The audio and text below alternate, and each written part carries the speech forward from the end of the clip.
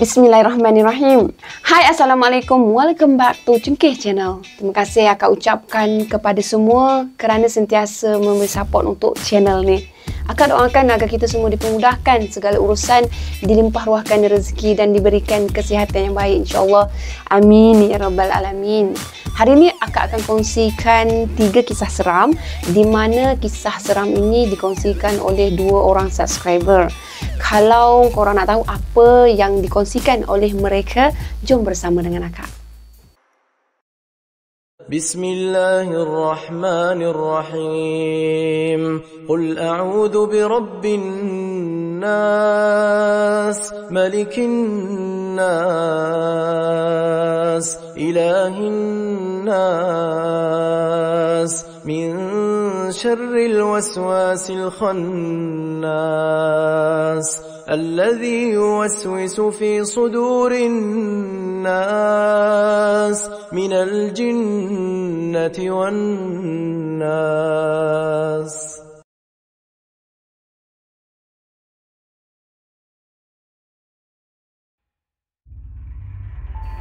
Akak dahulukan perkongsian pada kali ini dengan kisah seram dari Zairi. Tapi sebelum tu, yang mana belum lagi subscribe untuk Cengkeh Channel, korang bolehlah tekan button subscribe. Kepada yang dah subscribe, terima kasih akak ucapkan pada korang. Terima kasih juga kepada saudara Zairi kerana sudi hantar cerita pada akak. Kejadian seram yang dialami Zairi berlaku semasa dia masih belajar dekat sekolah rendah tau. Masa tu dia tinggal di negeri Melaka. Cerita dia macam ni. Semasa Zairi dalam darjah 6 macam tu lah, cikgu selalulah buat kelas malam sebab nak study untuk menghadapi peperiksaan UPSR. Jadi satu malam tu Zairi dia perlu hadir ke kelas malam. Sebelum nak masuk ke kelas malam tu, cikgu akan suruh berkumpul dulu dekat dewan semua pelajar yang terlibat. Sebab cikgu akan bagi sedikit taklimat. Dalam taklimat tu, cikgu akan berpesan supaya blok lama yang terletak di belakang kantin tu, murid-murid dilarang untuk pergi ke sana. Cikgu jelaskan kepada murid-murid yang hadir supaya jangan sesekali cuba-cuba nak pergi ke sana atas faktor keselamatan untuk murid-murid. Makanya, lepas je cikgu cakap macam tu pada pelajar-pelajar tu, mulalah mereka ni buka cerita yang macam-macam. Yelah, dah ada poin untuk dibincangkan. Jadinya, rancaklah murid-murid nak ulas poin tersebut. Ada murid yang cakap kawasan sana tu keraslah, berhantulah, apalah. Zairi masa tu dia cuma dengar je. Kawan dia pun ada juga cakap dekat dia bahawasanya kawasan blok lama tu ada hantu yang menakutkan. Malah kawan dia siap bagi tahu kat dia, ramai yang dah pernah nampak hantu tu.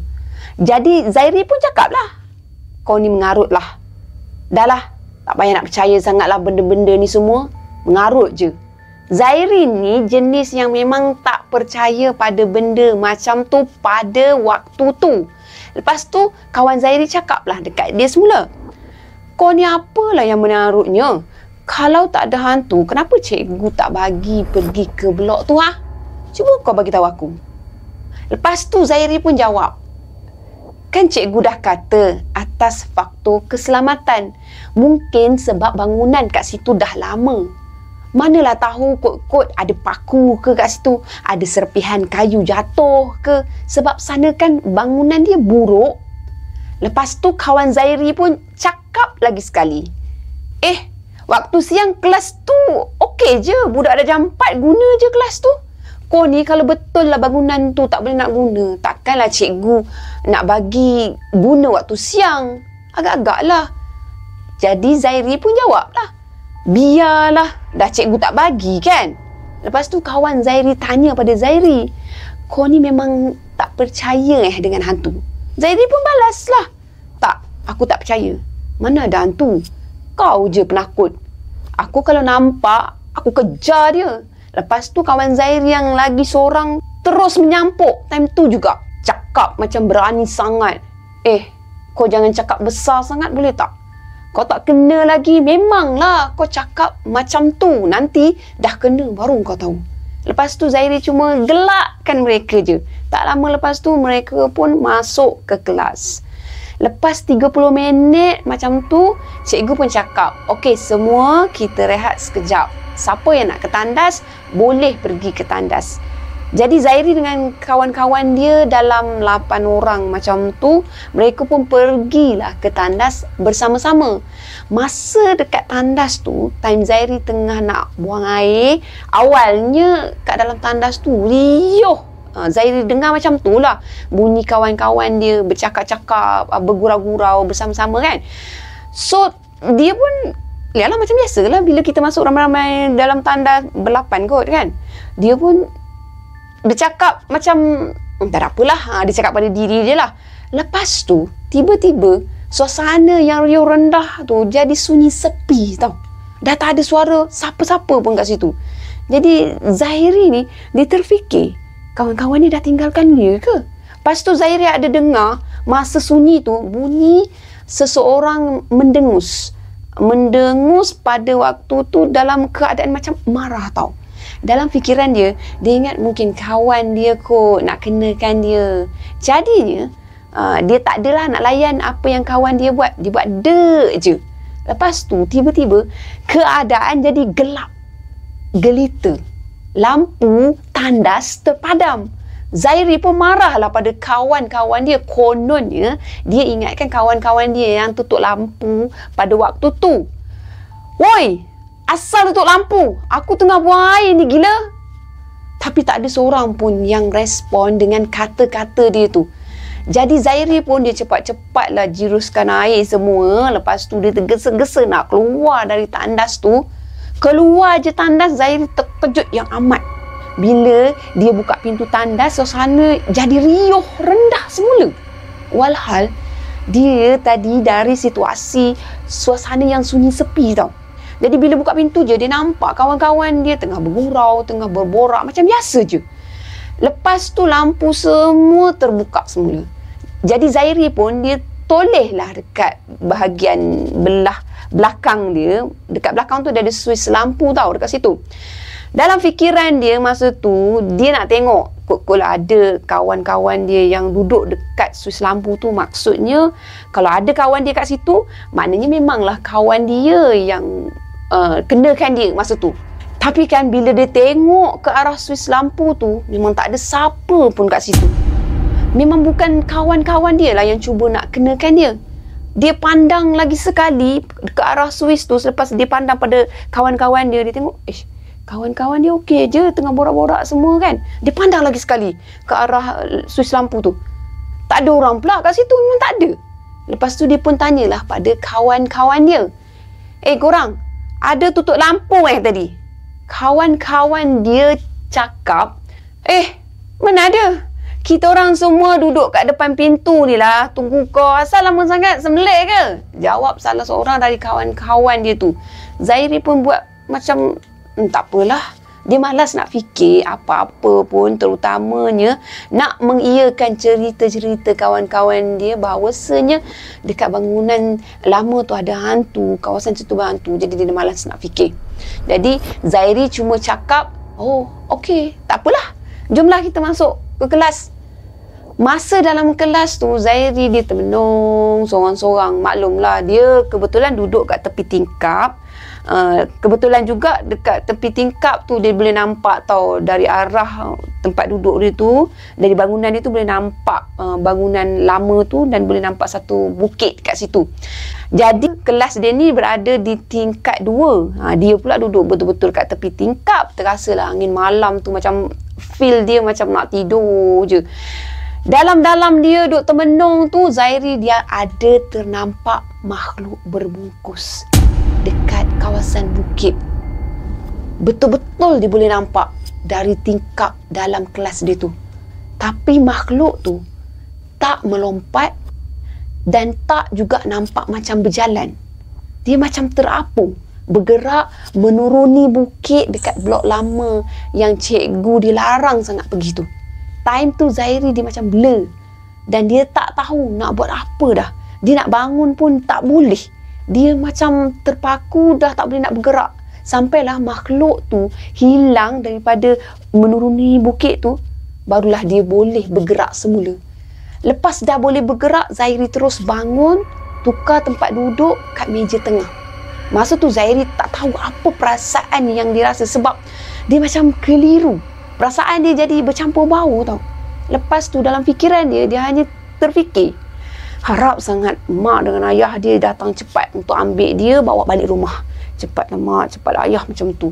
Tak lama lepas tu, tamatlah kelas malam pada malam tu. Time tu cikgu belum pun bangun lagi dari tempat duduk cikgu. Tapi Zairi dah pun lari keluar, terus je pergi ke pondok pengawal. Dia nak tunggu mak ayah dia kat situ. Masa dekat pondok pengawal tu, adalah dia nampak cikgu datang ke arah dia.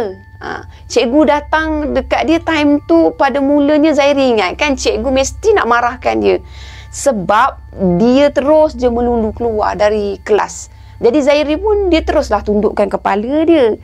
Dia dah rasa risau dan dia rasa bersalah juga, sebab dia tergesa-gesa keluar kan. Lepas tu rupanya korang, perkataan yang keluar dari mulut cikgu dia masa tu, "Kenapa awak lari tadi? Awak takut ke?" Cikgu tanya sambil gelak tapi slow. "Awak takut ya? Kenapa lari?" Cikgu ulang ayat yang sama. Lepas tu cikgu tu terus gelakkan Zairi tu dalam, bukan gelak ketawa, kuat tak? Macam tu lah. Akak pun tak sure. Kebetulan memang Zairi pun time tu dia memang dah rasa lain macam sangat. Jadi Zairi pun cakap lah, tak adalah cikgu, saya belum sempat Zairi nak habiskan ayat dia, tiba-tiba dia terdengar bunyi kereta dekat depan dia. Zairi pun pandanglah pada kereta tu. Siapa pula ni? Mak ke? Rupanya tengok-tengok kereta tu, kereta cikgu dia tadi. Cikgu turunkan tingkap, lepas tu terus marah kat Zairi. "Kenapa awak lari tadi? Kalau jatuh macam mana? Kan dah malam ni, gelap." Beria cikgu marah dia. Zairi time tu memang tak tahu nak kata apa-apa dah. Terkejut dia. Dia rasa macam nak tumbang je kat situ. Kalau yang dalam kereta tu cikgu marah dia, yang tegur dia tadi, siapa? Patutlah nada suara cikgu yang tegur dia tadi pelik. Ketawakan dia pelik. Dia mula rasa seram. Lepas tu, cikgu dia pun tegur. Awak ni okey ke tak ni? Kenapa pucat je muka ni? Nampak tak kat situ ketakutan yang dialami oleh Zairi? Sedar tak sedar, Zairi masa tu dia dah berpeluh. Banyak sangat peluh dia, macam baru lepas berlari. Jadi Zairi pun dia terus terduduk. Cikgu Zairi pula, lepas dia tengok Zairi tiba-tiba dah terduduk, dengan pantaslah cikgu tu terus turun dari kereta pergi dapatkan Zairi. Masa tu mak dengan ayah Zairi pun dah sampai. Jadi mak ayah Zairi pun datang tengokkan Zairi. Sambil tanya cikgu yang ada kat situ, cikgu tu tadilah, "Kenapa ni cikgu? Anak saya ada buat masalah ke?" Maklumlah Zairi ni dia sebenarnya diakui sendiri, dia dulu memang nakal juga orangnya. Jadi cikgu Zairi pun bagi tahulah apa yang berlaku pada mak ayah Zairi. Lepas tu mak Zairi pun pegangkan dahi Zairi. Dia rasakan dahi Zairi tu panas sangat. Ni badan Angah ni demam ni. Cepat-cepat ayah Zairi pun dia terus bawa Zairi masuk kereta, bawa balik terus ke rumah. Esoknya tu Zairi dia stay juga pergi sekolah sebab UPSR dah tak lama. Jadi masa tu lebih kurang pukul 6.40 pagi. Zairi dia memang selalu datang awal sekolah sebab van sekolah dia ambil awal dia. Jadi dia pun naiklah tangga nak pergi ke kelas dia. Sambil dia jalan tu, dia adalah berborak dengan kawan sekolah dia tu, kawan sekelas juga. Yang memang kebetulan kawan dia tu pun on the way nak pergi ke kelas. Tengah-tengah duk borak tu, tiba-tiba kawan Zairi cakap, siapa pula dalam kelas tu? Zairi pun tengoklah siapa yang ada dalam kelas masa tu. Alangkah terkejutnya dia bila dia tengok ada seorang perempuan tengah sikat rambut dekat tepi tingkap kelas tu. Kalau tengok pada saiz perempuan tu, tak nampak macam budak darjah 6. Nampak macam perempuan dewasa. Zairi pun dalam keadaan ketakutan. Dia takut sangat. Dia cuba nak buka lampu, nak tengok siapa yang ada dalam kelas waktu tu. Waktu tu still lagi gelap lagi. Kelas tu still gelap. Yang ada pun cuma lampu-lampu sama blok tu kan. Bila lampu dah terbuka, Zairi tengok balik semula, orang tu dah tak ada. Kawan Zairi pun menjerit ketakutan. Maklumlah dia, kawan dia tu murid perempuan. Jadi Zairi time tu dia sendiri pun terkejut, terpaku semua. Dah macam nak patung dah. Sama-sama takut je sebenarnya. Zairi dah tak tahu nak kata apa dah. Dia tak tahu nak buat apa dengan keadaan kawan sekelas dia yang menjerit tu. Sambil menjerit, sambil tu kawan yang perempuan tu dah tutupkan mata dia. Tak lama lepas tu ramai budak-budak datang dan dia nak tengok apa yang berlaku sebenarnya. Semua nak tahu kenapalah budak perempuan tu tiba-tiba je menjerit. Makcik kantin pun ada sekali. Makcik kantin kebetulan dia memang datang awal, so dia memang pergi juga tengok dekat kelas Zairi tu. Makcik kantin pun dia cuba tenangkan kawan Zairi dan dia tanyalah perlahan pada Zairi ni, apa sebenarnya yang dah terjadi. Zairi pun terangkanlah apa yang terjadi. Lepas tu makcik kantin bila dah dengar penjelasan Zairi tu, dia pun suruhlah Zairi ni istighfar, baca ayatul kursi, istighfar banyak-banyak. Zairi pun ikut apa yang makcik tu suruh buat. Tak lama lepas tu, pihak sekolah dia call ayah Zairi, suruh ambil Zairi. Sebab wajah Zairi ni dah memang pucat. Tiba-tiba je badan Zairi ni jadi panas. Sampai je kat rumah, Zairi pun rehat, lepas tu dia makan ubat, lepas tu dia tidur. Masa dia tengah tidur tu, dia ada rasa tau kat leher dia macam ada tangan seolah-olah macam nak cekik dia. Tapi dia tak adalah rasa macam kuat sangat tekanan dari tangan tu mencekik. Malah dia rasa lembut sangat, seolah-olah macam kapas yang sedang menyapu leher. Tapi dia rasalah kuku macam nak cekik macam tu. Zairi dia nak jelaskan pun perkara tersebut pun dia tak tahu dari segi perkataan ni dia nak jelaskan macam mana. So nak kata hantu kat sebelah dia pun ya juga. Tapi memang rasa tangan nak cekik dia. Dalam keadaan macam tu, Zairi terjaga dari tidur dan masa dia nak bangunkan badan dia nak duduk, dia ada dengar bunyi suara halus je. Halus sangat suara tu. Suara macam nenek-nenek tengah ketawa. Nenek tengah ketawa. Tak kertilah kak macam mana nak gambarkan. Suara tu halus tapi sedikit kasar. Nada dia kadang halus, kejap kasar. Macam tu lah bila didengarkan pada diri dia, betul-betul dia dengar menyeramkan. Suara yang betul-betul menyeramkan dia. Sejak dari peristiwa tu, Zairi sering dibawa berubat cara Islam. Sampailah gangguan-gangguan macam tu berkurangan, barulah Zairi dah boleh menerima situasi tersebut. Macam itulah apa yang dikongsikan oleh Zairi. Apapun kita jangan takutkan perkara-perkara macam tu yang memang sengaja nak bolak-balikkan jiwa kita. Kita perlu terus kuatkan diri dengan pendinding-pendinding yang selalu kita belajar di dalam kelas agama. Lazimi bacaan ayat Al-Quran untuk kuatkan semangat kita. InsyaAllah kita mampu laluinya. Amin. Amin ya Rabbal Alamin. Akak teruskan dengan perkongsian dari subscriber juga. Subscriber ni nama dia Kak Sarah. Dan Kak Sarah ni dia dari Selangor. Kak Sarah dia kongsikan 2 kisah yang dia sendiri alami dan kisah tu adalah pengalaman misteri Kak Sarah bersama dengan anak dia. Misteri mengenai jin Islam yang berada di surau dan masjid. Jom kita selami kisah pertama dari Kak Sarah. Kisah yang pertama ni berlaku pada pertengahan tahun 2017-2018. Kak Sarah tak berapa nak ingat tahun yang tepat. Kejadiannya di sebuah surau yang jarak dia 12 km dari tempat tinggal Kak Sarah. Kedatangan Kak Sarah sekeluarga ke surau tu untuk memenuhi jemputan majlis berbuka puasa dan meraihkan anak yatim sempena bulan Ramadan dan Hari Raya Aidilfitri. Program bermula pada pukul 6 petang, tapi Kak Sarah dia bertolak ke surau tersebut lebih awal lah, sebab Kak Sarah tak tahu kat mana lokasi surau tu. Jadinya langkah lebih baik dia pergi cari dulu surau tu lebih awal supaya tak adalah kelang kabut kalau tersesat kan. Masa tu anak sulung Kak Sarah yang drive kereta. Jadi dia decide nak singgah dekat rumah kawan dia yang tinggal berdekatan dengan kawasan yang dia nak tuju tu. Senanglah dia nak tanyakan kepada kawan ini. Sebab dalam map, lokasi yang ditunjukkan adalah surau lama yang usang. Tapi tak logik lah kalau majlis tu diadakan dekat surau yang lama. Mestilah ada surau yang baru kan korang. Akhirnya Kak Sarah dengan anak dia berjaya sampai dekat surau tersebut pada pukul 5.45 petang.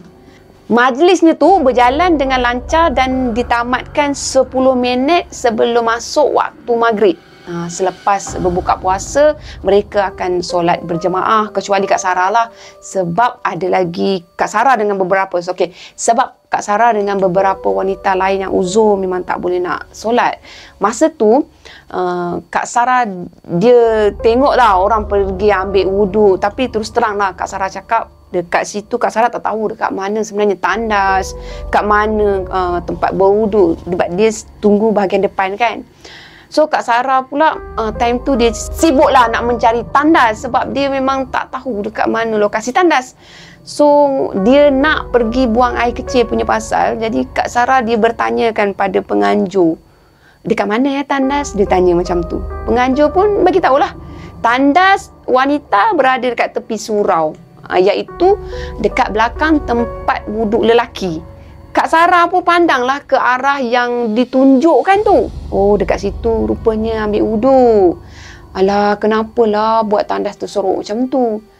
Kat pokok nipah pula tu, kata Kak Sarah dalam hati. Kak Sarah pun dia tangguhkanlah niat dia nak ke tandas, sehingga jemaah keluar barulah dia akan pergi ke tandas tu nanti. Sebab bila jemaah dah keluar, maknanya ramailah orang. Tak adalah dia rasa macam sunyi sangat.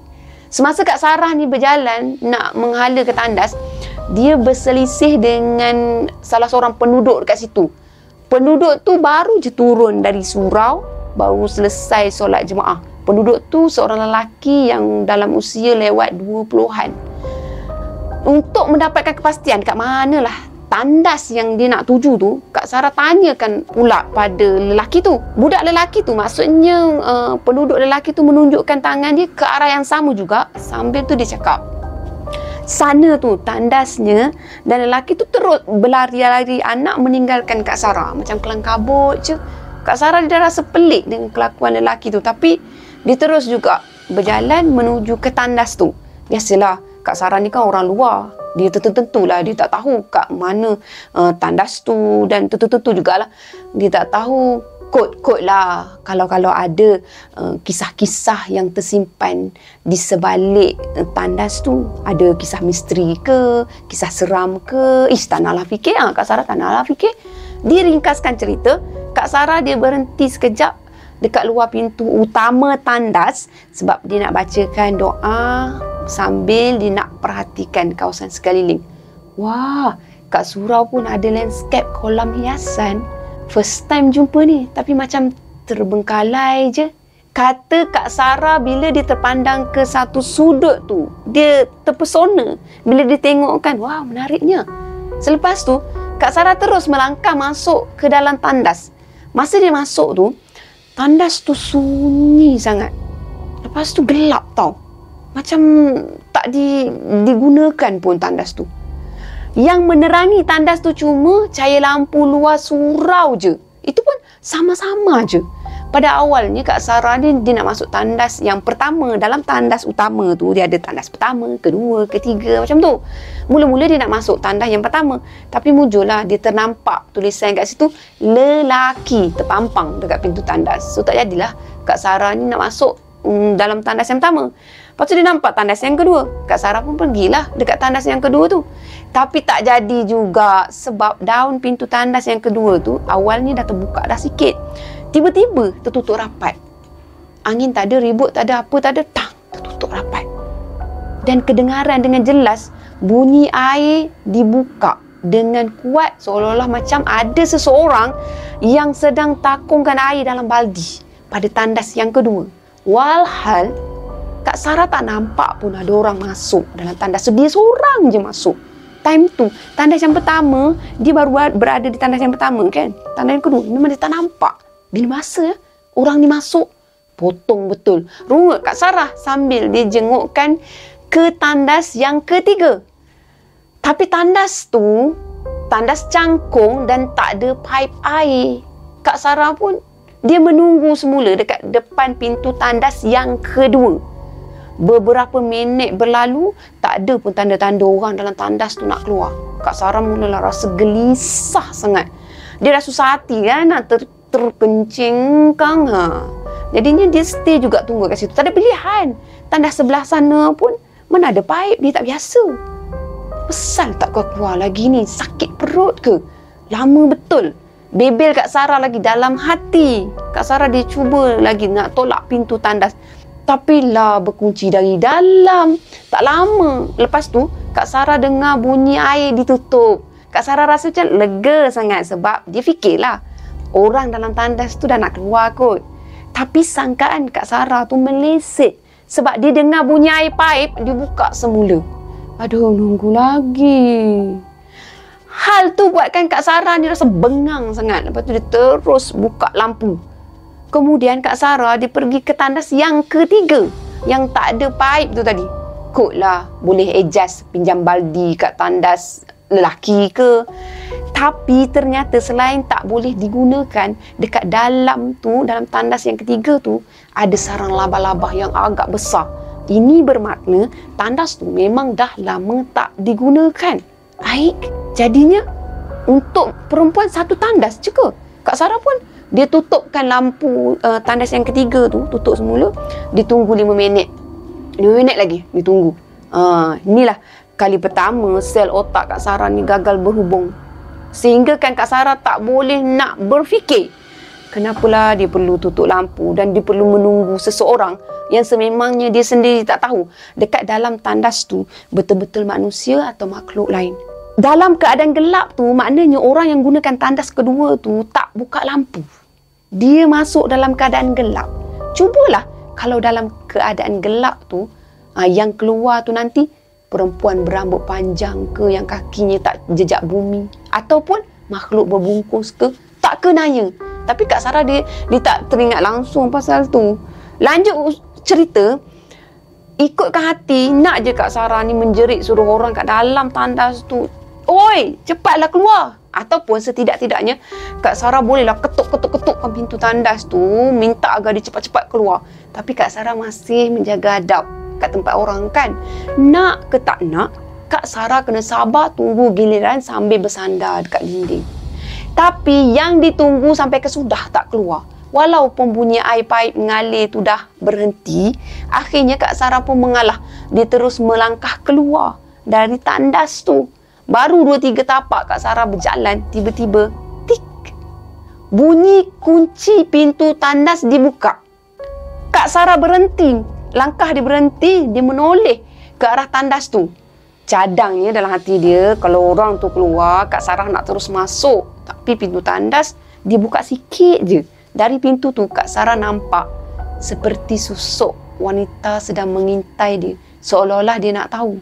Dia nak tengok siapa yang bersama dengan dia tadi. Siapalah yang duduk ketuk-ketukkan pintu bilik air dia tu. Melihatkan keadaan tu, Kak Sarah dah tak tunggu lama dah.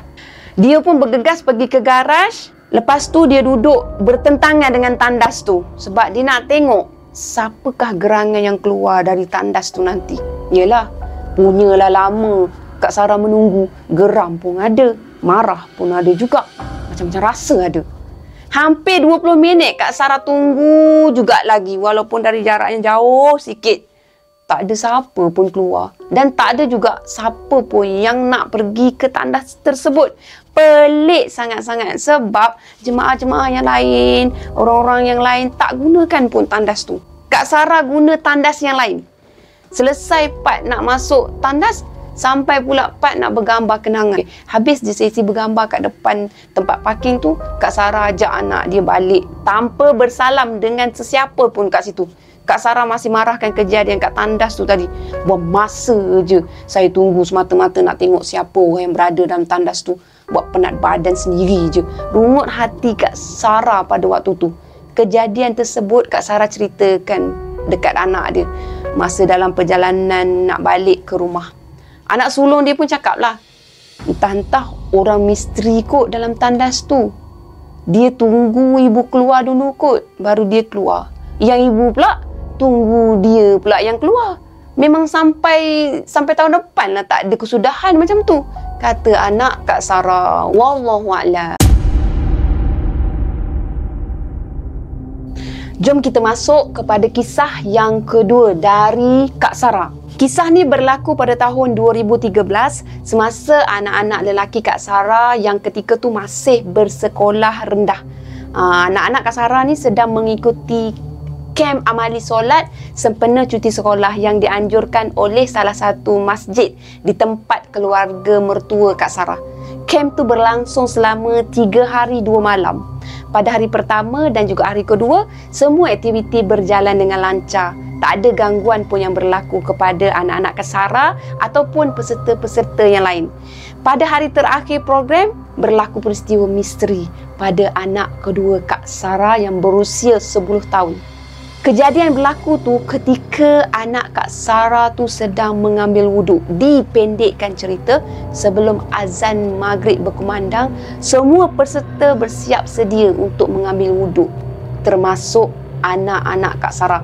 Tapi anak kedua Kak Sarah ni tak terus mengambil wuduk sebab perut dia sakit memulas sangat dan dia perlu pergi ke tandas yang terletak tak jauh dari tempat wuduk tersebut. Selepas selesai membuang hajat, dia pun teruslah pergi ke tempat wuduk. Semasa dia buka air paip di depan dia, tiba-tiba air paip yang berada 2 dari kiri dia terbuka sendiri dan mengalir. Anak Kak Sarah dia pergi ke paip tu, dia cuba nak tutup paip tu supaya air tak terusan mengalir keluar. Ini kerana anak Kak Sarah ni disangkakan paip tu rosak kot. Tak pun kepala paip tu dah loose kot. Sebab itulah air dia tak henti keluar. Bila anak Kak Sarah nak ambil wuduk semula, air paip tu terbuka lagi. Maknanya bukan loose lah kan. Dah cuba tutup, dah berhenti, lepas tu terbuka balik. Bukan loose lah. Bila dia tengok air paip tu tiba-tiba terbuka sekali lagi. Tapi kali ni bukan paip tu je yang terbuka.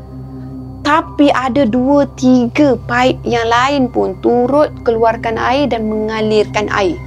Anak Kak Sarah ni dia tak jadi nak berwuduk. Dia berdiri je, tercegat dia kat situ. Dia perhatikan je air paip tu. Dia tengok je air tu sedang mengalir. Lepas tu terpercik seolah-olah macam ada orang yang sedang berwuduk. Tapi yang ada kat situ cuma anak Kak Sarah seorang saja. Tak ada siapa-siapa pun kat situ. Orang lain semua dah standby dalam surau masjid tadi. Dah ambil wuduk. Dia seorang, dia lambat kan. Tapi dia tengok seolah-olah macam kedudukan air mengecik-ngecik tu macam-macam ada orang yang sedang ambil wuduk. Setelah tu, anak dia kembali ambil wuduk sambil mata dia memandang ke arah paip-paip air lain. Sehingga dia tak menyedari langsung bahawasanya air paip di sebelah dia juga sedang terbuka dan sedang mengalirkan air. Dia tak perasan, duk tengok yang jauh-jauh je. Anak Kak Sarah dia agak terkejut. Tapi dia tetapkan juga ambil wuduk dalam keadaan tergesa-gesa. Selepas dia basuh kaki, anak Kak Sarah dia tak dapat nak menahan ketakutan. Dengan pantas dia terus berlari masuk ke dalam masjid. Dan dek kerana terlalu takut, anak Kak Sarah ni dia tersepak simen tinggi dekat masjid tu. Kemudian dia terjatuh. Masa tu solat maghrib baru je bermula. Anak Kak Sarah dia cepat-cepat masuk ke saf belakang dan disolat bersama rakan-rakan dia yang lain. Kisah tu anak Kak Sarah dirahsiakan dari rakan-rakan dia dan keluarga sebab dia takut Kak Sarah ni tak percaya. Padahal Kak Sarah dah biasa dengar kisah-kisah misteri tentang masjid. Itu pun dari mulut orang kampung yang diceritakan oleh arwah suami Kak Sarah. Wallahualam. Sekian saja 3 kisah yang dikongsikan dari 2 orang subscriber pada kali ini. Tapi korang di sebalik kisah-kisah Kak Sarah tadi, pernah tak kita terfikir kalau kita pula yang lalui, macam manalah agaknya kan?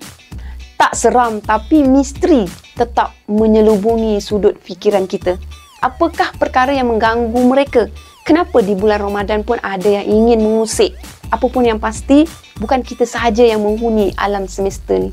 Sama-sama kita lazimi menyebut kalimah-kalimah indah Allah agar kita semua sentiasa kuat dan dilindungi oleh Allah Subhanahu Wa Taala, insya-Allah.